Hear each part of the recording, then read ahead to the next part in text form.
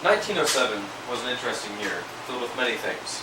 The first color photography printing press was developed, John Wayne was born, the first women ran for public office in the world, that happened in Finland, the first taxis with working meters began operation, and Claus von Stauffenberg was born. Now, you might be thinking to yourself, that's all great, but who's Claus von Stauffenberg? Well, I'm going to tell you. He was perhaps one of the most influential people during World War II. Not in military or government per se, not as one making calls or giving orders, but as a simple man who gave hope to others and took it away from some. I'm going to tell you about him and how he caused Hitler's death. He was born on November 15, 1907, in his family's castle in Jennington, Germany. He had 3 siblings, Berthold, Alexander, and Konrad Maria. He was a follower and devout disciple of the poet Stefan George, and then at age 19, he joined the military and went to a military academy. He married Nina von Lerchenfeld in November of 1933. They had 5 kids, Berthold, Franz Ludwig, Heimermann, Valerie, and Constance.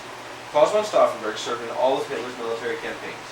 He began to be astonished and disgusted by Hitler's troops during Operation Barbarossa in Russia, and he was appalled by the treatment of the Russians by Hitler's troops.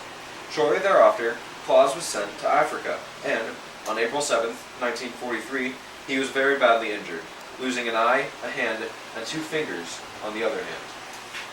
While recovering from injuries, he began thinking of what was wrong with the war. He concluded that it was Hitler, and that somebody had to kill him, and he decided it was going to be him.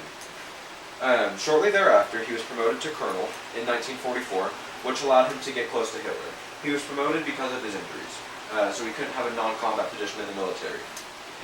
While attending a meeting with Hitler, he took a briefcase to one of the meetings, and the briefcase was full of explosives, and he placed it next to Hitler.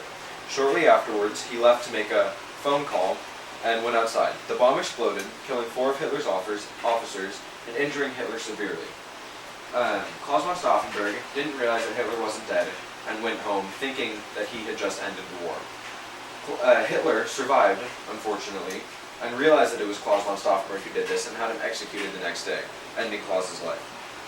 But even after his death, he continued to affect Hitler, because after he died, Hitler began to distrust his senior officials and other military officers, which caused him paranoia that caused severe problems throughout the war, which led to poor decision-making and eventually the end of the war and the end of Hitler's own life.